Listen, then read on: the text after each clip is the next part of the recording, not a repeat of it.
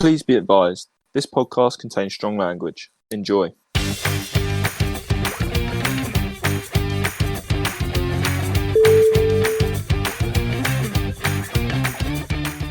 Hello and welcome back to It's Football, Not Football. Now, last week, American football, we spoke you through the NFL Draft 2020, and we went into a lot of detail, really. And this week, we want to just back down to something that's a bit more close to home and look at the Premier League and actually whether or not the Premier League should resume. Now, the big thing about this episode, going to be a lot shorter than last week, so nothing to expect in terms of an hour and a half like last time. We're going to try and keep these to our usual format now, about 40 to 45 minutes. So we're going to get right into it. And I think the best place probably to start in regards to whether or not the Premier League should resume is maybe taking a look at a quote that we've got from the FIFA Medical Committee chairman. And I think it's really important that we should take a look into this and see if it actually weighs into any significance about whether or not the Premier League is going to restart. So, yeah, do you want to kick us off with that?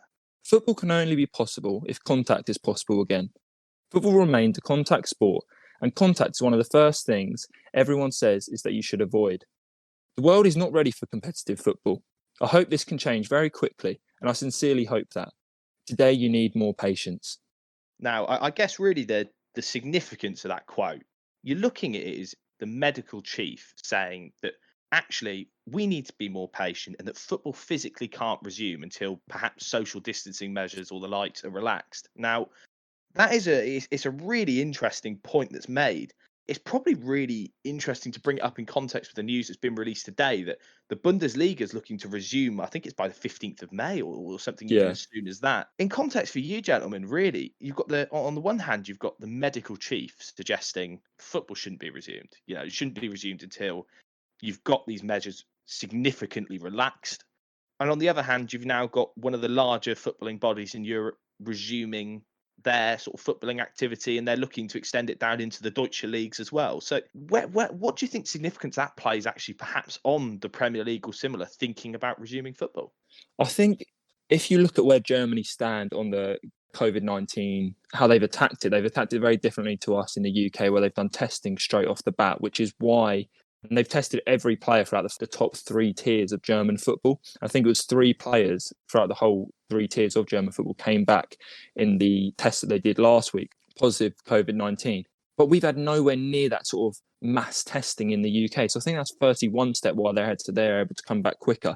But in relation to the medical committee quote about the Premier League, we're not at the same place as Germany. So I don't think we can come back because we haven't had the same sort of testing and attack to the approach. We've sort of been more patient and laid back and just stay inside. The testing, I think, is the most important part here. There's no argument against that. And I think when you look into the amount of tests that would need to be completed for, I believe this is just the Premier League. On BBC, they say that the league would also need up to 40,000 tests because you're not only testing players, but you're testing the staff that are needed at these stadiums and staff that are required for training and things like that to also be tested. The other thing as well is there's the argument that you've got to keep these guys in like almost their own quarantine. That's not cheap. I mean, don't get me wrong, Premier League clubs make ridiculous money, but it's not cheap to do that. It's not logistically easy to complete. And I remember reading somewhere that what would be a massively ideal scenario would be the Olympic Village from 2012. Let's say we never sold these properties and they were still available. That could be an option like that. You'd almost need a facility of that size, maybe larger, to allow us to quarantine these guys together. But 40,000 tests is a lot, and I think a lot of players are against it because they don't want to be taking these tests away from people that potentially need them. The more high-risk people. So these are Absolutely. athletes, you've got to think at the top of their game who are having physical tests like on a weekly, if not daily basis for like their fitness. So you're going to assume that they're at the top of their game on peak health. I think when you take a more direct look at the quote, what's interesting is you actually get the view of the fans almost, in the view that the 2 views of the fans, one being, we can't come back because you can't prioritise football and sport above your health, which is what he's saying, you need more patience, football isn't ready for that. And secondly, the viewpoint that football isn't football without fans. I think because football remains a contact sport and contact is one of the things everyone says you should avoid contact. But football isn't football without the fans, and I think part of that contact is having the atmosphere of the fans around that stadium. So if we were to do something like the Olympic Village, or one of the things that we'll come on to later is every game is played at Wembley on a daily basis and it's just spread out over a longer period of time. Is football without the fans? And I think we'll touch on the more financial side of it later, especially for the lower league clubs. That's one question I think that needs to be answered. There was a really good point that was actually raised by the mayor of Liverpool, and I think he's the mayor of Mersey, and he came out and said that how can we take the celebrations of what would be a monumental achievement for Liverpool? I mean, they're 25 points clear at the top of the table. We've got 9 games to go. Now, can we quite honestly say that Liverpool haven't already won the league? Realistically, it'd have to be something absolutely astronomically bad happen. Gerrard falling over and giving it to Demba Ba. on maybe 9 times over. I don't think I could deal with that, lads. No, there was one Istanbul in that whole events of last time. I can't imagine that happening 9 weeks in a row. But I think there's this massive part of it where you've got the mayor coming out and saying, "Can you rob the fans of that achievement?" And his sort of wider point was, even if you're playing games at their usual sort of scheduled stadiums behind closed doors, fans will turn up outside. Oh, 100%. Fans are going to congregate outside the stadium. You imagine, let's say, 3-4 games to go, Liverpool wrap it up. Are you telling me at home game at Anfield, you're not going to have the 40,000 people or however many there be in the stadium and outside the stadium? You're not going to congregate around the stadium to celebrate that achievement. And if, for example, at the time, the schedules that they're trying to work towards, where they're trying to get the season crammed in, they're going to try and get it done in, I believe it was 6 or 8 weeks they were sort of suggesting was the timescale. Now, if you're going to have that sort of timescale on it, and we're going to restart the Premier League at the same time as the Bundesliga on the 15th of May, let's say. Now, if you do that, the likelihood is going along the lines of the lockdown measures they're talking about, they may relax social distancing to a metre. Are you going to tell me that 60, 70, 80,000 people outside a stadium are going to all keep their nice equidistant 1 metre social distancing? Of course not. I feel if you're robbing the fans of the achievement, it's the fans that prop up football. Whilst you've now got billionaires pumping money into football clubs and actually propping up the industry, bringing all this money into it, if there wasn't a single fan watching a Premier League football game, there'd be no money. There'd be no money in football. You look at demand. You look at the MLS. Why isn't the MLS like the Premier League? Because there isn't a demand. There's other sports leagues that satisfy the masses. There's nothing like that in England. And I feel like if you take the celebration away from fans and you take the opportunity for season ticket holders who've spent thousands on these tickets to not be there when their team wins the league, it's farcical. I think it's absolutely farcical. And if you're telling me that it's not safe enough for a football fan to stand there and watch a game of football, why is it safe enough for the players themselves to be on the pitch? 100%. I personally can't see it because they suggest that you've got 400 or 500 people it would take to host a behind closed doors game. Now, 400 or 500 people there, you're telling me there isn't a likelihood that one of them could be ill? And all of a sudden, doesn't that bring the whole thing into disrepute if the Premier League comes back and someone gets ill again? It's a really tough one, I think. But if they're going to take that quote from the FIFA Medical Committee chairman as kosher, then how can you restart any leagues? Understanding that the Bundesliga have now come out and said they're going to, but if the bloke who's in charge of keeping all footballers safe is turning around and saying, I don't think it's safe for us to return at any sort of juncture in the near future, the world's not ready for it, how could any league restart? It doesn't matter the money that's in football. Yeah, I think it's quite unusual that we've had to say the Dutch league was the first to abandon, like the big European leagues. The Dutch league was the first to abandon completely, and then they didn't give Ajax the league title. Then the French league calls off the season. They did give PSG the title. However, in their league rules, it stipulates that if the league is called off for whatever reason, whoever's at the top of the tree is given the league title. So it's actually in their rules. But as far as I'm aware, there's nothing in the Premier League rules that states, no matter how, if you look at the league table, Liverpool on 82 points, City, the nearest team to them, with 57. But there's nothing that actually states that they should be given the league title. We all know it's basically Liverpool's title already, and they do deserve to win it. They've been the best side, bar none, this year. But if we did give them that title, there would always be an asterisk next to them saying, "Yeah, and I didn't finish that season." The thing is when people talk about the Premier League and should it continue, should we play the game, should it be called off, should the title be given out, there's too much focus on Liverpool. I'm a Liverpool fan and I want the title, right? No Liverpool fan's going to go, oh, it's okay, we'll win it next year. Jesus Christ, I'm not taking that risk. The issue is who's getting relegated, who's getting Champions League football, who's getting Europa League football. where is this money going? Because even if you are in the Premier League, the TV rights is ridiculous. And the other game that we can't ignore is the Championship playoff final, which, if I'm not mistaken, is one of, or if the most lucrative game in football. 30 million for the winner, isn't it? Pretty much. That's what I mean. That game gets approximately 30 million, I think, just from winning that game. And then afterwards, there's loads more that comes from that. And the TV rights they get the following season for being in the Premier League is okay. We're talking about Leeds here, but Leeds are obviously top of the table. They've got enough money behind them, great fan base and everything. But if I'm not mistaken, I'm not sure about West Brom's financial position. But a team like Preston North End are in the playoffs currently, and Brentford, I'm sure that money would go a long way for a club like that. Oh, and I think what's forgotten with the Championship clubs is if we do just shut the doors of all English League football now and say, no, the season's done, it's a null and void season.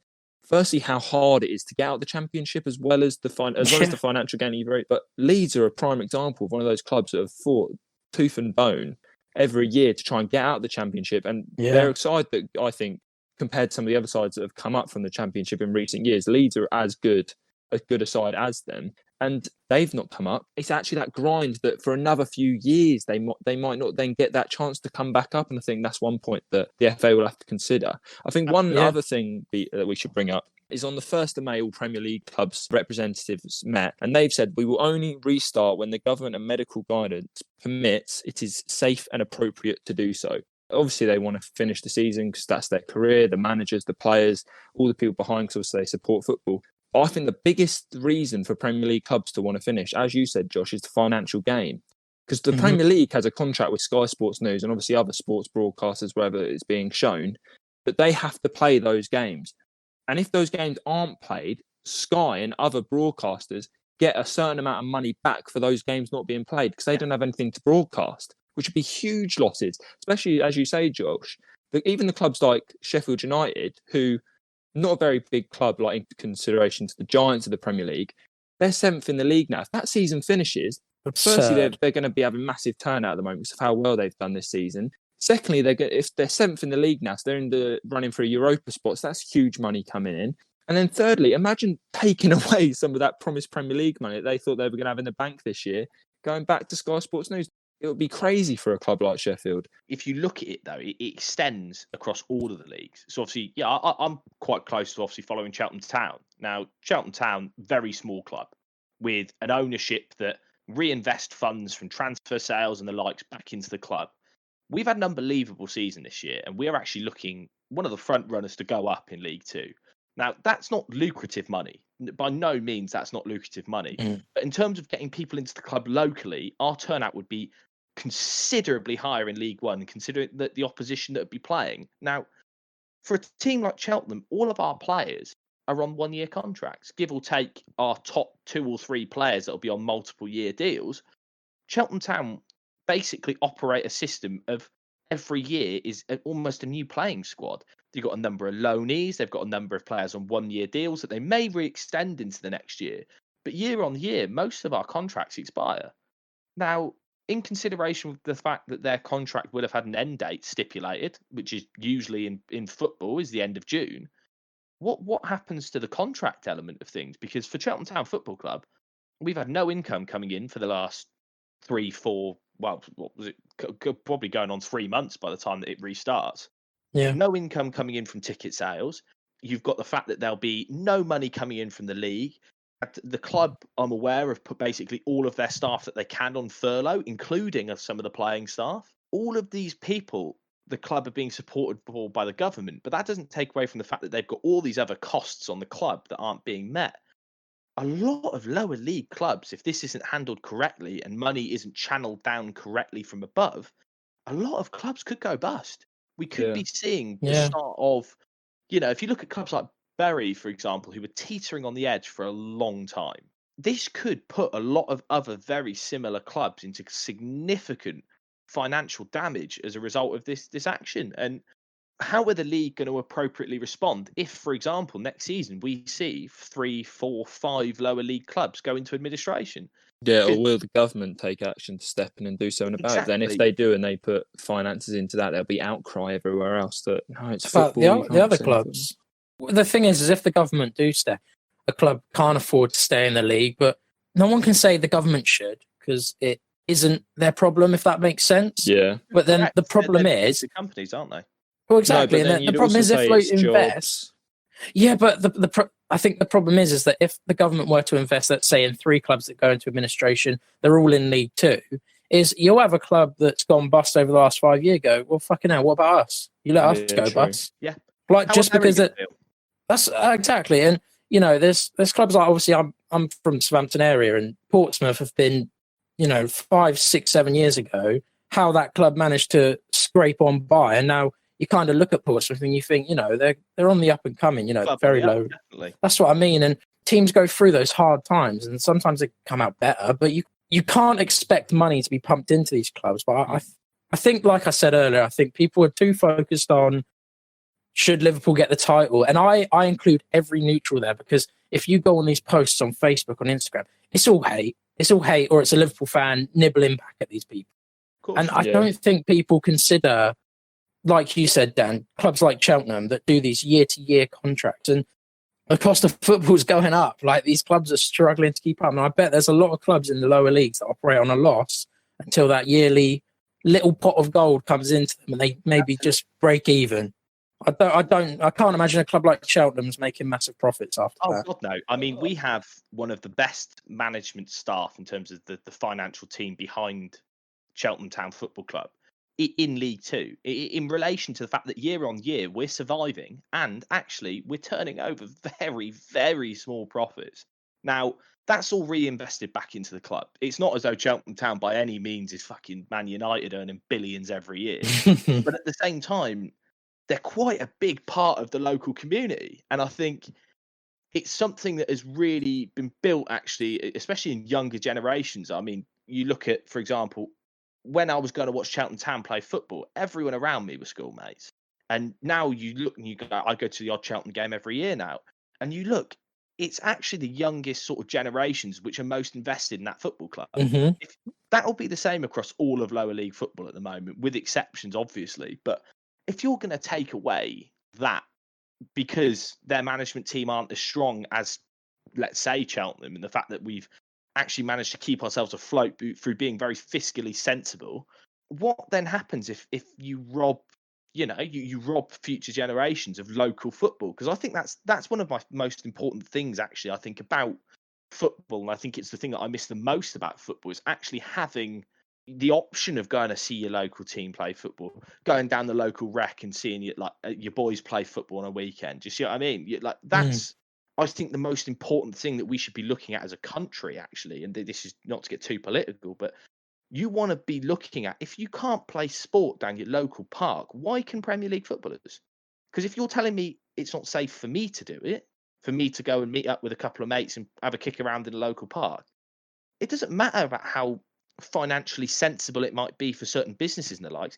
How can we sit at home and watch Premier League footballers play football when I actually not necessarily legal for me at the moment to go down the park and kick a footy around?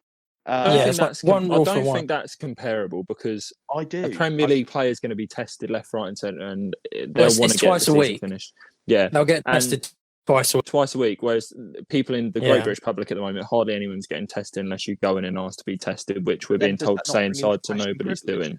Yeah, it's privilege, but I think the British public want football and sport back so much, I think they wouldn't mind if the Premier League started. And then Premier Leagues want to get started, as we said, the financial risk of it. So I got a quote from the chief executive of the Premier League here, Richard Masters, who said, this is a direct quote: "The league are desperate to play the remaining games as the cost of cancelling it could be up to £1 billion. £1 billion. Absurd. Which is crazy. So British public are on it back because, let's be honest, everyone's run out of stuff to do at home. Even DIY guys run out of stuff to do around the house. We can't go outside and do anything. We miss sport because it's probably the biggest community builder in the UK.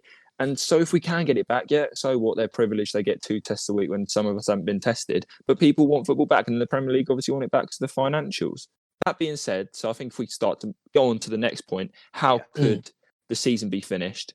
The top flight clubs have a combined 92 matches left to play in the 1920 campaign. 92 matches. That's a lot of games. There's a lot of games. Isn't it? Well, if you think that's play once a week, so that's 9 weeks, isn't it, pretty much? Yeah. Yeah, essentially. 9 weeks left of football, and it's been suspended since the March 11th. Now it's Arsenal v Liverpool, which would have changed the title race completely because Arteta's building up Arsenal. Liverpool would have collapsed. Van Dijk would have gone down. I've been saying this the whole time. No, if Arteta was there from day one, we'd have won the league.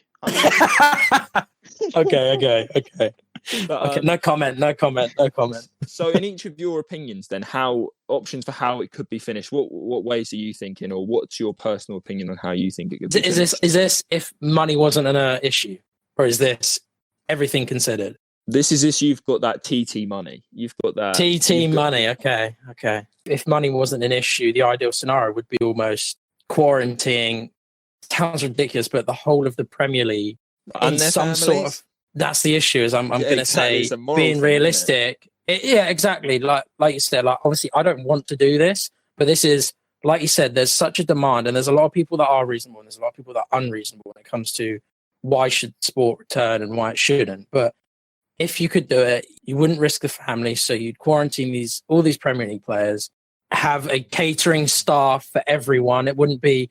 You've got a catering unit for Man City. You've got a catering unit for Liverpool. You can't do that because you're adding too much, really. And I think the problem is I think I read somewhere that their plan would be to have like 3 or 4 neutral stadiums. All the games would be played at those stadiums. Now, the other issue I think we didn't really touch upon is being the away team.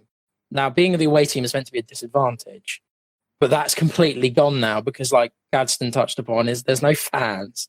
Well, at the same time, you lose the advantage of being the home team as well. When was the last time You'll Never Walk Alone wasn't sung during a game day at Anfield or a home game for Liverpool? Like, it would be weird for them. And it's a whole motivational July 10th.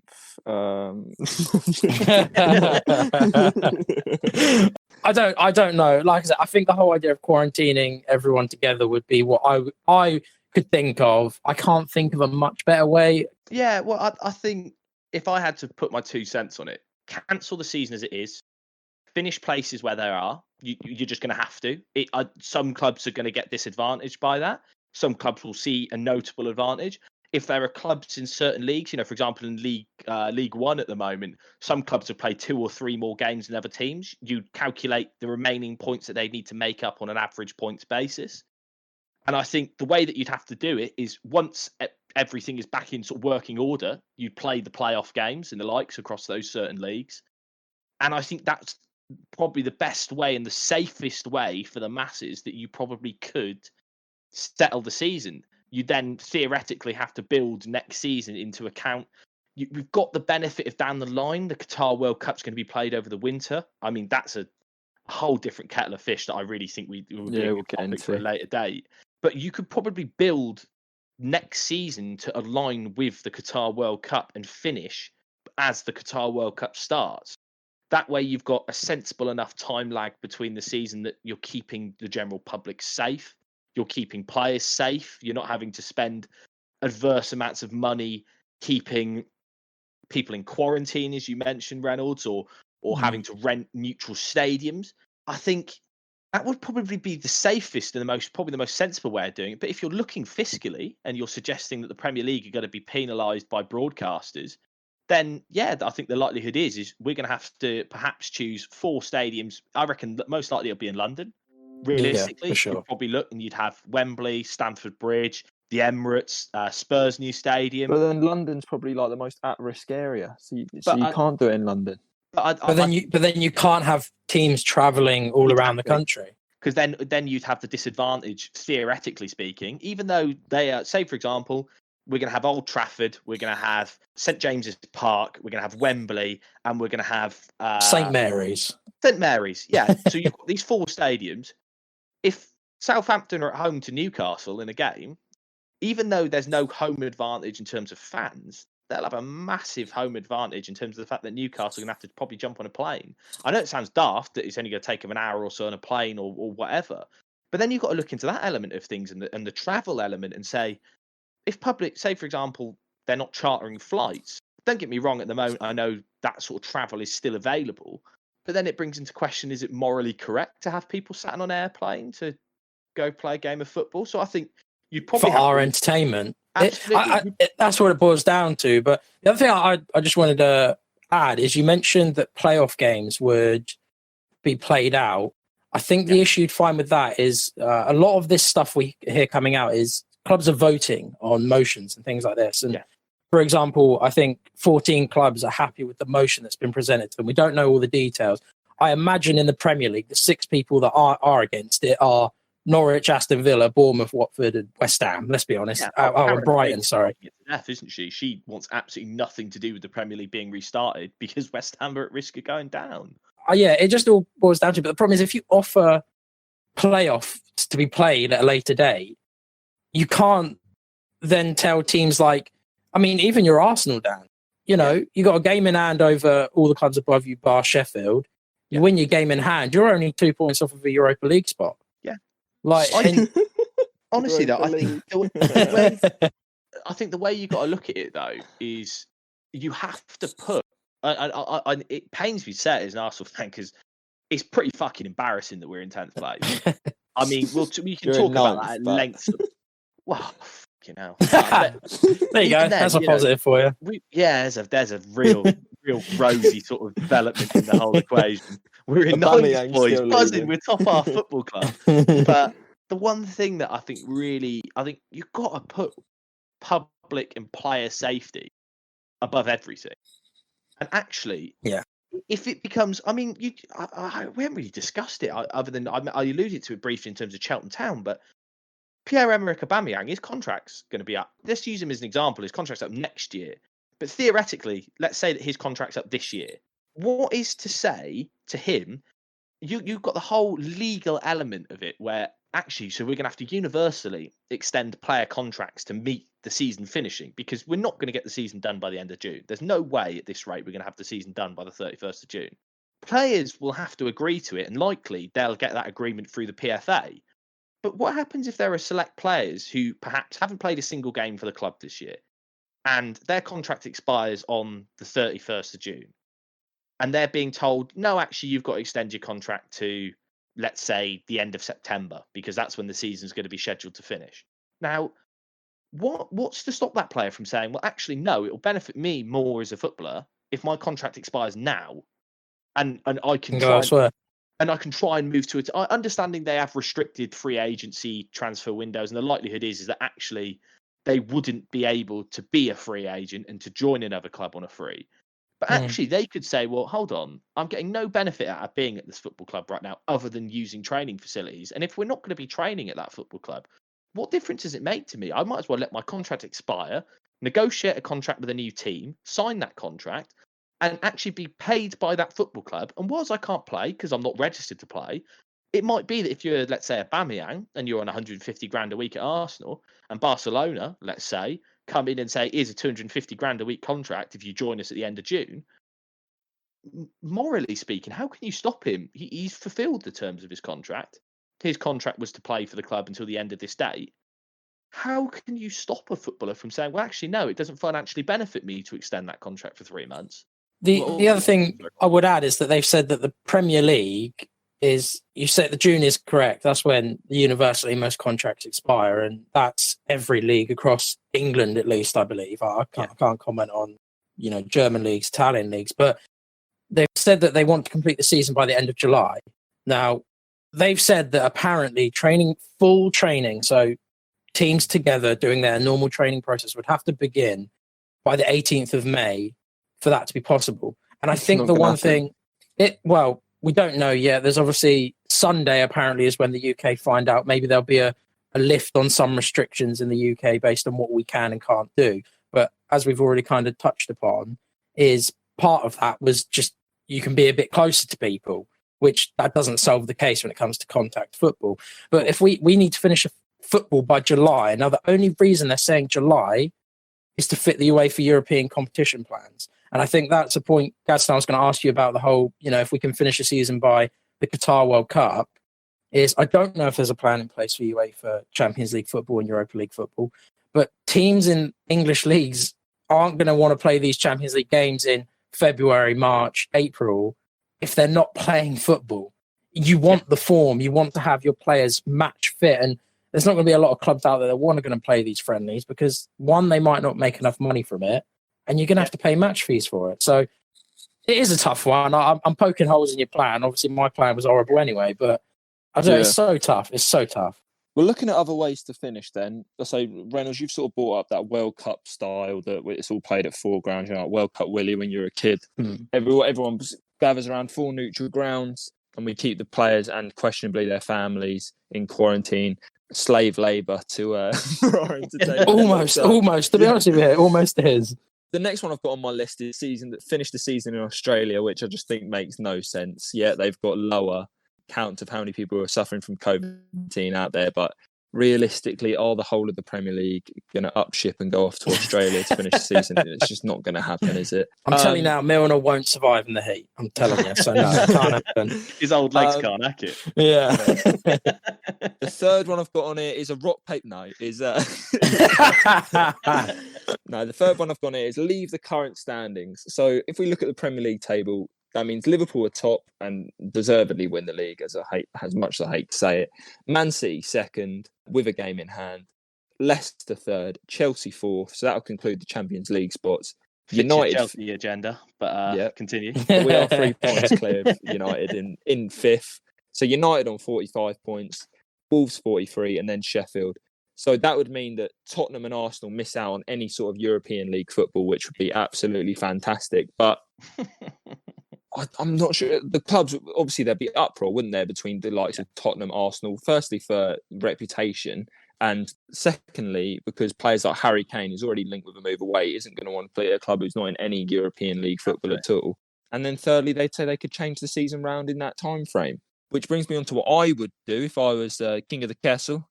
And what I would do is leave the league table as it is. I don't think it's safe to go back. We'll go on to a few proposed rule changes, but I think football's firstly not football without fans. Secondly, if you're then changing the rules to be able to play the game, like we'll get on to shorter halves, yellow cards for spitting, you're changing the game of football from what is football. We're not finishing the Premier League now, because I think there'd be an asterisk next to Liverpool's league title and so we're saying we're not playing with the same rules because we're playing with short halves. So teams could be more attacking, or if you're playing a top 4 side, you could just set up to defend even deeper because you haven't got to defend for as long. So I would leave the season as it is.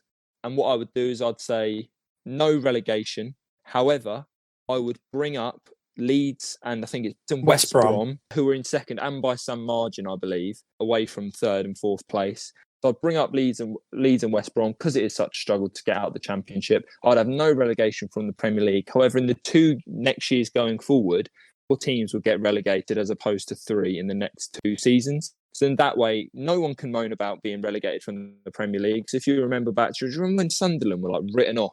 I think there were 7 games left and they won 6 of the 7 or something ridiculous. Yeah, and they actually survived. No, I don't think it was under David Moyes. I've got no idea it was under, but Moyes got sacked and someone took over, wasn't it? Anyway, sorry. But yeah, so Norwich are in 20th place on 21 points. Safety's 27 points at the moment, but you can't write them off doing a Sunderland. So I think you don't relegate anyone, but you say, right, to make this fair, what we're going to have is 4 teams relegated as opposed to 3 in the next 2 seasons, just to make it balanced again. I think that's the fairest way to do it. The Premier League then loses lots of money because of financial gain. As I say, the chief executive, Richard Masters, saying it could be up to £1 billion in cost. But these clubs make an absolute killing in the Premier League top flight football. As we say, what I'd be more worried about is the clubs below in your League One and League Two. But yeah, that's how I'd end the season. There's going to be up for whatever happens.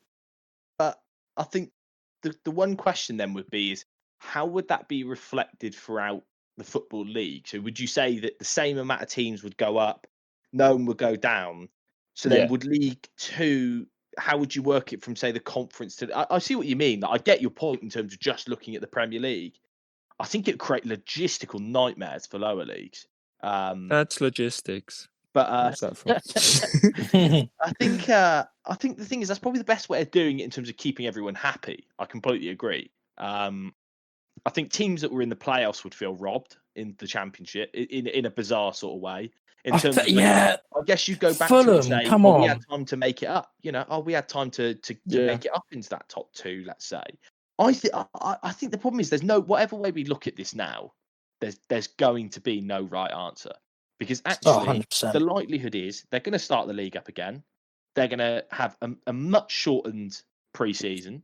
Then what's going to inevitably happen is that they're going to cram all the games in next year. I think we discussed this, I think, separately, Jan, but this could be the death of the League Cup. I don't know if this was with yourself, but I think next year they'll scrap the League Cup. To save fixtures, I don't think they'll play the League Cup. Which again will be at a cost for lower clubs, though, because when you get an away day at, say you're Cheltenham and you get an away day at Arsenal, you're raking in them. Oh, sorry, Arsenal go to Cheltenham. Yeah, you're raking in ticket funds. But I think this could be the death of the League Cup, because I think once the League Cup isn't played next year, be honest, would you miss the League Cup? Because I wouldn't. I don't see. It's interesting coming from an Arsenal fan, mate. Yeah. All right, Birmingham City are a very good team. I suppose the only other option that we haven't discussed yet is you just write off the league as if it never happened, which I quite like. I do like that. So hold on, just hear me out here, Yai. So European competitions are just the same as last year. Yeah, I agree. The same people are put forward for it. Resolves that issue. No one goes up, no one goes down, so that resolves that issue. And also, the masses are kept happy because Liverpool still haven't won the Premier League. League. Yeah, literally. So my favourite point of it all. I don't think there's any better point for us to wrap up on, actually. We've solved it. We've solved it. Should the Premier League resume? No. Null and void. Void the Liverpool league. Don't win the league. Reynolds can sit there and still dream of Liverpool winning the league and longingly look into Gerrard's eyes when he's on his arse. I think there's no better way to finish this episode. So listen, it's been a pleasure having you guys join us today. We've solved it. So if someone wants to give me a call, I'll give them my number. What we can do is say that we at It's Football Not Football have solved it. We've done it. The Premier League season will be voided. No, null and void. Nothing changes. I mean, Arsenal's still in Europe technically. I mean, it's incredible. There's no better way of doing it. So listen, it's been a pleasure having you guys join us today. I've been Dan Gadsden. I've been joined by Ian Evans, and I've been joined by Josh Reynolds, and we've done it. We've solved it. Should the Premier League resume? Absolutely not. Thanks for joining us. See you later.